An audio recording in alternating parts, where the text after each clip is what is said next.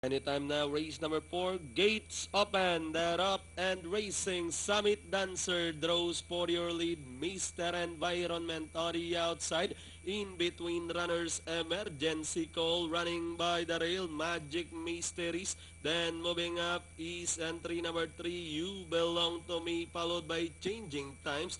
Isco is on the outside, followed by Money Queen running by the rail. Queen's Quest and Happy Boomer Pass approaching on the outside as they pass the 3/4 mile pole. Two runners are fighting it out for the lead. Isco now takes the lead over Emergency Call in second by the rail. Running in third down on the inside, Summit Dancer running on the outside. Happy Boomer followed now by Mr. Environment, Magic Mysteries. You Belong to Me running fourth last, third last, Queen's Quest. Money Queen running alongside and Changing Times now bringing up the rear, heading towards the last 600.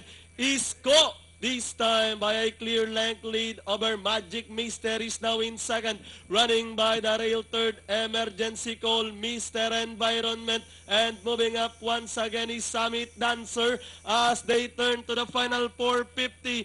Isco is still leading the field. Emergency Call running on the outside and now about to throw the challenge. Summit Dancer moving up to take third. Running by the rail is Queen's Quest and on the outside, Mr. Environment.